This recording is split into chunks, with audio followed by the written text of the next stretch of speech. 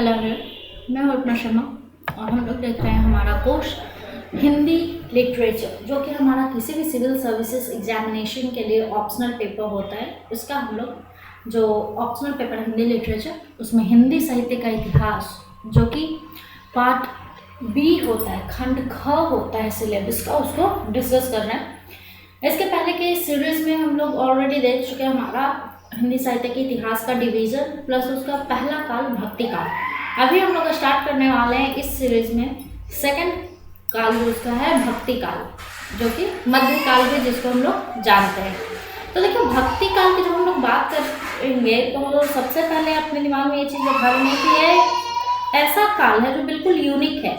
ये अपने पहले के टाइम से और इसके बाद के टाइम से, है ना, इसके पूर्ववर्ती और परवर्ती साहित्य जो हुआ है, मतलब इसके पहले का इतिहास जो साहित्य रहा है, इसके बाद का जो साहित्य रहा है, वो इससे बिल्कुल ही अलग रहा है, बिल्कुल ही मतलब वो कहता ना सर्वथा भिन्न रहा है। ये बिल्कुल यूनिक काल रहा है, ये बिल्कुल यूनिक साहित्य हुए हैं इस काल में, ठीक है ना।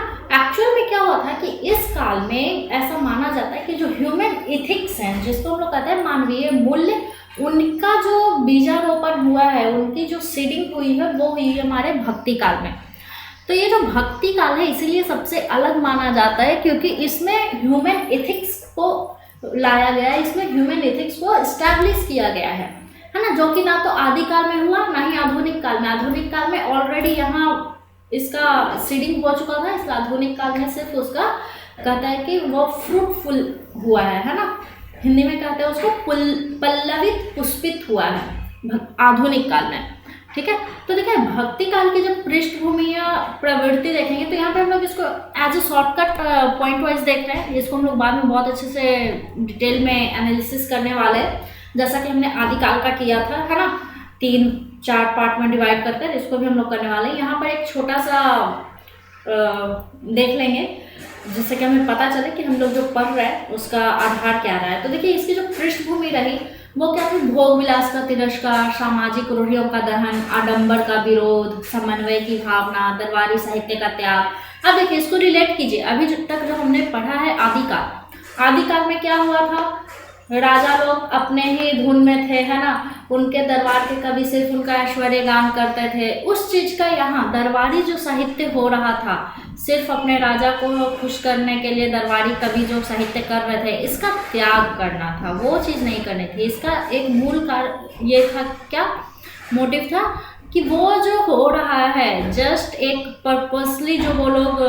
साहित्य कर रहे है ना, जिसमें सिर्फ और सिर्फ अपने राजा का ऐश्वर्य गान है, शौर्य गान है, तो उसको नहीं करना है, उसका त्याग करना है। तो ये इसका एक मूल आधार था, एक मूल जो कहते हैं ना फीचर था।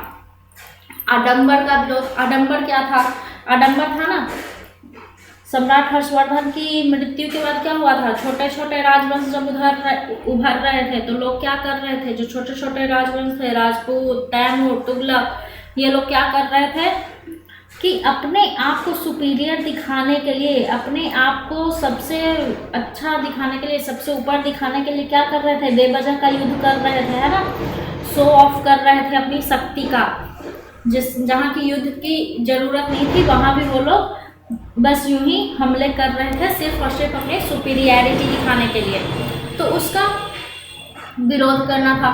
तीसरा था समन्वय की भावना, एक दूसरे को समझने का प्रयास करना, ये लोग कोशिश कर रहे थे क्योंकि अभी तक क्या हो चुका था, विदेशी आक्रमण चालू हो चुके थे, जो इंटर स्टेट्स थे, जो भी इंटरनल स्टेट्स थे ऑल ओवर इंडिया के, वो आपस में लड़ना चालू हो गया था। तो इसमें क्या रह गया कि आपस में जो है, आपस में एक म्यूचुअल अंडरस्टैंडिंग बनाने की कोशिश की जा रही थी और ये इसका एक बहुत ही मूलभूत आधार बना।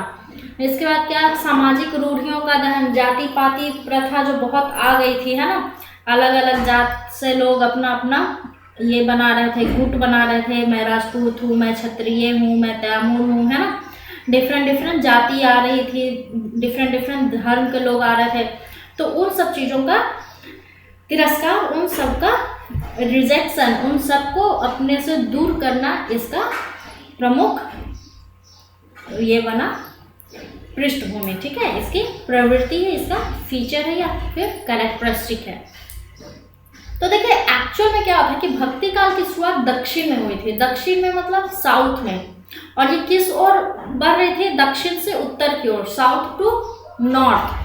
तो ऐसा जब हो रहा था तो देखिए ऐसा माना जाता है कि जब भक्ति काल का जो मेन आधार था वो क्या था कि मुगल और तुगलक इन लोगों ने बाहर से आक्रमण कर दिया था ऑलरेडी। हर्षवर्धन की मृत्यु के बाद चूंकि उत्तर भारत जो था वो बिल्कुल से खाली हो गया था, वहाँ के बॉर्डर पे कोई बहुत स्ट्रॉन्ग राजा नहीं था जो उन लोगों को रोक सके, तो वो लोग अंदर आकर हमले कर चुके थे और उनका साम्राज्य दूर दूर तक स्थापित हो गया था, ठीक है ना।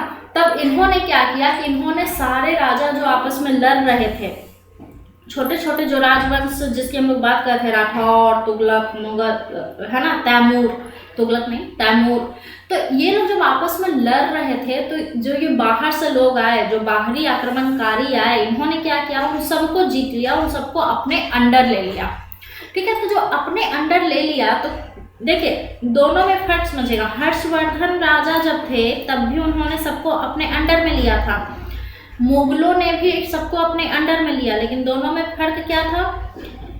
हर्षवर्धन क्या करते थे कि सम्राट कि जब वो किसी राजा को अपने अंडर में लेते थे तो उसको as a king, as a minister समझ लीजिए कि वो उसको उसी राज्य में शासन करने दिया करते थे। मतलब वहाँ की प्रजा वो वैसे ही संभालते थे राजा पहले की तरह ही जैसे वो पहले संभालते आ रहे थे। बस उनका क्या था कि उनको चलना होता था हर्षवर्धन के इशारे पर, ठीक है। मतलब उनके अंडर में रहना पड़ता था, उनका आधिपत्य स्वीकार करना पड़ता। जबकि मुगलों के साथ ऐसा नहीं था, इन्होंने राजाओं को बंदी बना लिया था, प्लस सारी जनता इनके अंदर में थी, है ना। जो मुगल शासक थे, जो तुगलक शासक थे, डायरेक्ट उनके अंडर में थी। तो इससे क्या हुई कि जनता नाखुश होने लगी, क्योंकि ये बहुत लूटपाट करते थे, बहुत तरह से सताया जाता था। प्लस जनता को ऐसा लगने लगा कि अब तो हमारा राजा रहा ही नहीं, हम गुलाम हो गए हैं। तो ये चीज़ जो आने लगी तो लोगों के मन में उदासी आ गई, हताशा आने लगी। तो देखिए इससे क्या हुआ कि जब जो क्षत्रिय थे, जो सैनिक थे, तो वो क्या करते, उनका ध्यान जो है, उनका ध्यान अब ऐसे लगने लगा कि कोई तो वो जो हमें बचा ले। एक उम्मीद आने लगी, एक कहते ना कि हर कोई एक होप खोजता है, तो वही चीज़ उनके अंदर भी आ रही थी कि अब क्या होगा, हमारे पास बल नहीं रहा, सामर्थ्य नहीं रहा, अब तो कोई तो ऐसी शक्ति हो जो हमारी रक्षा करे, हमारा उद्धार करे। तो ऐसे में क्या हुआ कि इन लोगों का ध्यान कहाँ गया, एक ऐसे शक्ति की ओर, ऐसे करुणा की ओर, एक ऐसे एपिटोम की ओर जो कि करुणा का, जो कि काइंड हार्टेड हो, सबका उद्धार करने वाला हो, सर्वशक्तिमान हो। तो ये उस ओर इनका झुकाव होने लगा कि हाँ ऐसी कोई शक्ति है जो कि ऐसा कर सकती है, हमारा उद्धार कर सकती है, उसके मन में सबके लिए करुणा है। तो इस तरफ जब वो लोग ध्यान उनका जाने लगा, जब वो लोग डिवोट करने लगे खुद को, तो यहीं से कहते हैं कि यही जो है ये भक्ति भाव का मतलब यहाँ से बीजारोपण हो गया कि आपके मन में भक्ति आ गई किसी ऐसे शक्ति के लिए जो कि सर्वशक्तिमान है। तो बस यही एक कारण मान जाते हैं कि यहीं से भक्ति काल का आरंभ हुआ, यहीं से इसका बीजारोपण हुआ। तो देखिए ये दक्षिण से उत्तर की ओर फैल रही थी, तो दक्षिण में कब ये थी, 6वीं से 13वीं सदी में ये दक्षिण में थी, लेकिन इसको उत्तर में पहुंचते पहुंचते 13वीं से 17वीं सदी लग गई। मतलब आप कह सकते हैं कि 6वीं शताब्दी में, सदी में ये दक्षिण में सिर्फ थी, लेकिन 17वीं में यह पूरा दक्षिण और उत्तर का एरिया कवर कर चुका था। तो दक्षिण और उत्तर जाने के क्रम में इसने पूरब भी कवर कर लिया था, है ना। अब देखिए यहाँ ये जो पॉइंट है जो अभी हम लोग ये डिस्कस करने वाले हैं, हिंदी साहित्य के आदिकाल में कर्म तो अर्थ शून्य, विधि विधान, तीर्थाटन और पर्व स्नान इत्यादि के संकुचित घेरे में पहले से बहुत कुछ बद्ध चला रहा था। देखिए यहाँ क्या था, आदिकाल में जो था हिंदी साहित्य का जो आदिकाल था उसमें जो कर्म था, आदमी का जो कहते हैं ना कि अपना कर्म पर विश्वास करो, अपने क्रिया पे विश्वास करो, वो अर्थ शून्य था, है ना। उनका कहना था कि हमारा कर्म क्या कहता है, हमारा धर्म क्या है, तो तीर्थाटन करो, पर्व स्नान करो, अभी भी हम लोग करते हैं ना, गंगा स्नान करो, ये स्नान करो, है ना, गंगा सागर स्नान करो। तो ये चीज़ों को ही उन लोगों ने धर्म समझ लिया था कि बस धर्म का घेरा बस इतना है कि आप विधि विधान से पूजा पाठ करें, तीर्थाटन करें, पर्व स्नान करें, और बस यही हमारा धर्म है। लेकिन भक्ति काल में इसकी बाउंड्री टूट गई, भक्ति काल में इसकी बाउंड्री टूट गई। क्यों? क्योंकि देखिए आदिकाल में क्या हो रहा था कि जो भावनात्मक, जो इमोशनल अटैचमेंट था वो दबती हुई थी। कहीं पर भी लोग सामने आकर ऐसा नहीं कर रहे थे कि मैं तो ईश्वर का उपासक हो गया हूँ, नहीं, उनके लिए क्या था, राजा के अंडर में वो काम कर रहे थे, राजा शासक था, तो उनका जो धर्म का भावना था वो बहुत नैरो माइंडेड हो गया था। उनके लिए भगवान कौन था? उनका राजा। तो वो क्या करते थे, बस अपना क्रियाकलाप किया, पूजा पाठ थोड़ा किया, पर्व स्नान कर लिया, पर त्योहार के मौक़ों पर थोड़ा दान पुण्य कर लिया, बस यही खत्म हो गया। उनका धर्म कांड इतना ही था। बाकी उनका क्या था? कर्म कांड था। राजा के लिए लड़ो, अपने राज्य के लिए लड़ो, है ना। तो ये चीज़ ही उनका प्रधानता था। लेकिन अभी का जो टाइम था उसमें क्या था कि जो इमोशनल अटैचमेंट होता है, जो इमोशनल डिवोशन होता है, वो कहीं कहीं मतलब डिप्रेस था, सप्रेस था, तो कहीं कहीं बहुत ओपनली आ रहा था। लोग एकदम ओपनली बोल रहे थे कि मैं तो ईश्वर का उपासक हो गया हूँ, मैं तो बस उस शक्ति के भरोसे हो गया, वही उद्धार करेगा। तो इस तरह की चीज़ें आ रही थी। तो देखिए गोस्वामी तुलसीदास जी ने क्या कहा, बहुत अच्छी बात इन्होंने कही थी, गोरख जगायो जो भक्ति भगायो लोग। इसका मतलब क्या है? हाँ देखिए, गोरख मतलब होता है कि साधु संत जो होते हैं, गोरख लोग जो होते हैं, उन्होंने योग को जगाया, लोगों को जगाया, और जैसे ही भक्ति लाया गया, लोगों के बीच में भक्ति भावना लाई गई, तो लोगों के बीच से जो डर था वो भागने लगा, कहीं वो लुप्त होने लगा। तो इसी कारण क्या हो कि लोग ज़्यादा से ज़्यादा भक्ति भावना अपने अंदर लाने लगे और ज़्यादा से ज़्यादा वो डिवोटेड होने लगे। ये एक बहुत बड़ा कारण था भक्ति काल के उदय का। तो चलिए आज के लिए इतना ही छोड़ते हैं, मिलते हैं हमारे अगले वीडियो में, जिसमें हम लोग डिस्कस करने वाले हैं हमारे और भी जो है भक्ति काल और इसके फीचर्स। तब तक के लिए आप लाइक करें, लेसन को सब्सक्राइब करें चैनल को, इससे कि आपको कोई भी वीडियो मिस नहीं होगा, और ज़्यादा से ज़्यादा कमेंट और शेयर करें। Thank you.